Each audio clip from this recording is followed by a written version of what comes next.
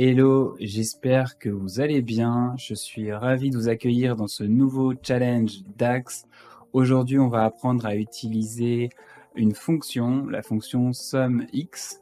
Ce qu'on veut faire, c'est que on veut créer un tableau comme celui-ci où on aura sur la colonne de gauche une période et sur la colonne de droite la somme des ventes. Donc on va utiliser la table Sales et juste avant de résoudre cet exercice, je vais vous montrer exactement ce qu'on veut faire. Pour ça, je vais cliquer ici à droite de la table Sales. Je vais cliquer sur Preview Data et vous voyez, ça va m'exécuter un code ici qui apparaît ici et qui va me permettre d'afficher les premières lignes de ma table.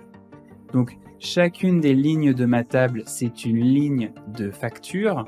Et si vous allez tout à droite, vous avez ce qui nous intéresse, à savoir la quantité qui a été achetée par le client et le net price, donc le prix net qui a été payé par le client.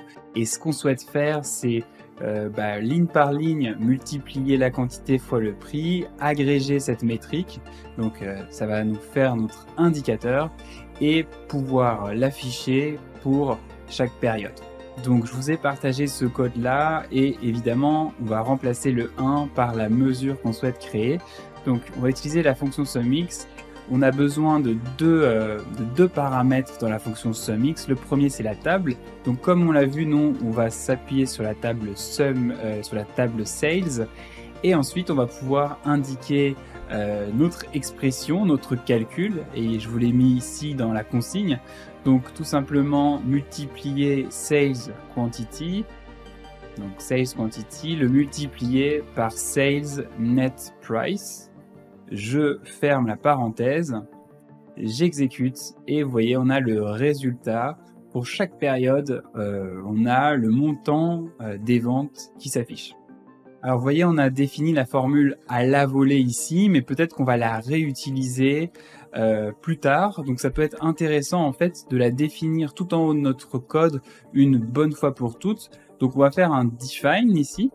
On va l'appeler mesure. On va la ranger dans la table sales. Donc je vais mettre sales entre crochets vente. Et je vais pouvoir ici copier en fait la formule. Donc je vais copier la formule.